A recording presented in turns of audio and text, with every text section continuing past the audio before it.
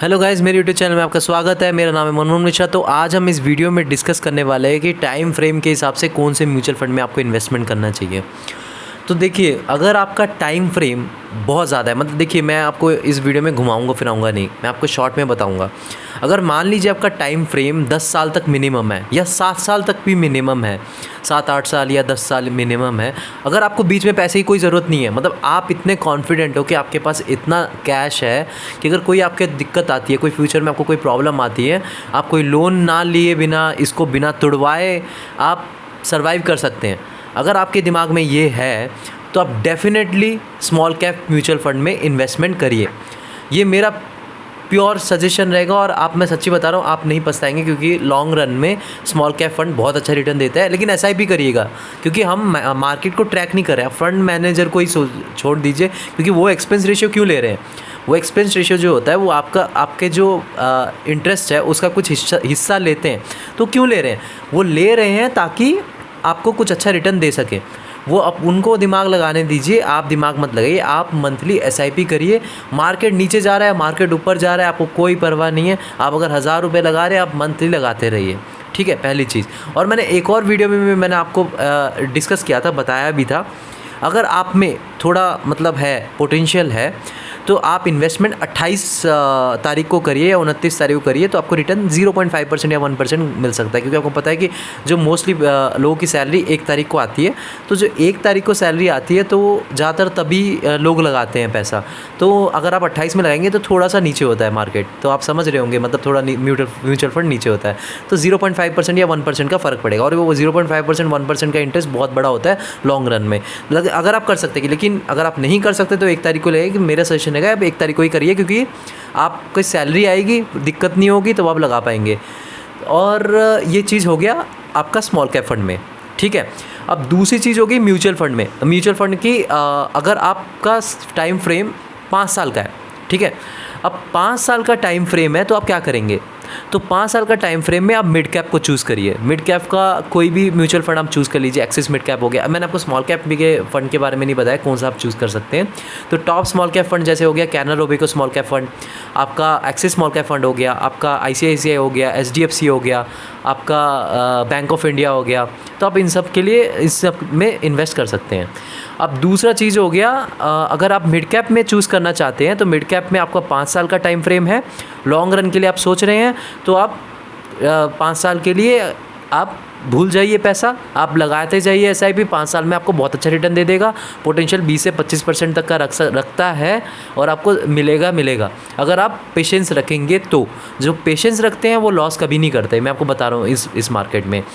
तो आपका कौन सा मिड कैप फंड मैं आपको बताऊंगा। एक एसबीआई का मैग्नम मिड कैप फंड है, उसके बाद मोतीलाल ओसवाल का मिड कैप फंड है, एक्सिस मिड कैप फंड है। तो ऐसे मिड कैप फंड में आप अपना इन्वेस्टमेंट कर सकते हैं, कोई प्रॉब्लम नहीं है। और अगर आपका टाइम फ्रेम छोटा है और आप अगर एजेड है, मतलब अगर आप रिटायर्ड हैं, तो आप इंडेक्स फंड में लगाइए या फिर ब्लू चिप फंड में लगाइए। तो ब्लू चिप फंड्स क्या होते हैं? जो लार्ज कैप फंड्स होते हैं। तो ब्लू चिप फंड्स और इंडेक्स फंड में फ़र्क क्या होता है? आप सोच रहे होंगे कि यार दोनों तो लार्ज कैप फंड्स होते हैं, तो फ़र्क क्या होता है?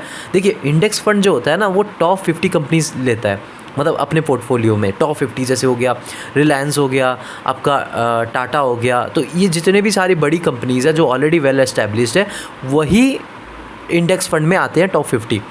लेकिन जो ब्लू चिप फंड्स है ना, वो डाइवर्सिफिकेशन करते हैं। मतलब वो क्या करते हैं कि 70% इस इंडेक्स फंड के, मतलब 70% टॉप कंपनीज़ की जो होती हैं उनमें लगाते हैं। बाकी के जो 20% होते हैं वो मिड कैप में लगाते हैं और 10% स्मॉल कैप में लगाते हैं। तो इसमें क्या होता है, थोड़ा डाइवर्सिफिकेशन होता है, तो इनका पोटेंशियल थोड़ा सा हाई होता है, थोड़ा रिस्क भी से थोड़ा हाई हो जाता है as compared to index fund. क्योंकि ये लार्ज कैप के साथ साथ थोड़े स्मॉल कैप, थोड़ा मिड कैप बनाते हैं, तो इनका पोटेंशियल 1-2% ज़्यादा दे देते हैं इंटरेस्ट इंडेक्स फंड में लॉन्ग रन में।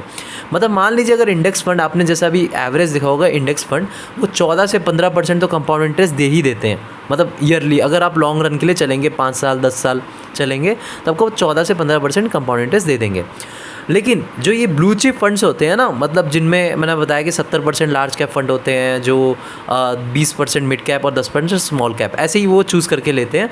तो ये फंड्स जो होते हैं ये आपको लॉन्ग रन में 16, 17 या 18% तक दे देते हैं, मतलब 2 से 3% तक ज़्यादा दे देंगे, और एक्सपेंस रेशियो भी थोड़ा ज़्यादा होगा, और इनका चांस भी होता है कि भाई 20% तक दे भी सकते हैं, लेकिन थोड़ा कम होता है। ये 15 से 20 के बीच ही मंडराते रहते हैं। तो होता क्या है कि मतलब लोग थोड़ा सा रिस्क ले लेते हैं इसके लिए, मतलब 1-2% ज़्यादा रिटर्न के लिए। और मैं आपको बता रहा हूँ 1-2% बहुत ज़्यादा होता है कंपाउंड इंटरेस्ट में, मतलब लाखों का डिफरेंस आ जाता है वो 1-2% में। तो ये मत सोचिए कि 1-2% के लिए यार क्यों इतना बड़ा रिस्क लेना, इंडेक्स फंड में लगाओ, ऐसा कोई नहीं होता। अगर आप कैलकुलेशन देखेंगे, आप कोई अपने कैलकुलेटर, नॉर्मल कैलकुलेटर ला के देखेंगे, तो आपको पावर ऑफ कंपाउंडिंग पता चल जाएगा, 1% डिफरेंस पता चल जाएगा। तो मेरे टाइम फ्रेम के बारे में मैंने आपको बता दिया पूरा चीज़। पहला जो है स्मॉल कैप, अगर आप चूज़ करेंगे 10 साल का टाइम फ्रेम, अगर आप मिड कैप चूज़ करेंगे तो 5 से 7 साल का टाइम फ्रेम, और अगर आप लार्ज कैप या इंडेक्स फंड चूज़ करें तो 2 से 3 साल में आपको ठीक ठाक रिटर्न दे देगा, मतलब 10 से 15% तक अगर आपके दिमाग में है तो मिल जाएगा, कोई बड़ी बात नहीं है। 15-20% भी मिल जाता है 2 से 3 साल तक अगर चल रहे हैं, लेकिन फिर भी सब्जेक्ट टू मार्केट रिस्क है। अब मैं आपको ये कंडीशन बोल रहा हूँ, अब आप बोलेंगे यार फ्यूचर में कुछ हो सकता है। देखिए मार्केट है, कुछ कह नहीं सकते। मैं आपको ये बता रहा हूँ 100% मैं आपको गारंटी देता हूँ, तब जब नॉर्मल सिचुएशन नहीं, कोई पैंडेमिक नहीं आएगा, कोई वॉर सिचुएशन नहीं आएगा। मैं आपको बता रहा हूँ पैंडेमिक नहीं आएगा, वॉर सिचुएशन नहीं आएगा। अगर सिचुएशन ऐसी रही तो ये चीज़ जो मैंने आपको बताया है उतना ही देगा, लेकिन अगर ये चीज़ें आ गई तो फिर कम हो सकता है। लेकिन आप घबराइएगा मत, जब कम होगा तब भी आप SIP करिए। SIP करते रहेंगे तो लॉन्ग रन में फिर से वो ऊपर उठेगा तो आपको बहुत अच्छे रिटर्न देगा। तब नहीं घबराना, क्योंकि तब नीचे जाएगा मतलब तब लगाने का टाइम है। आप तब घबरा जाएंगे तो भाई फिर तो दिक्कत है ना।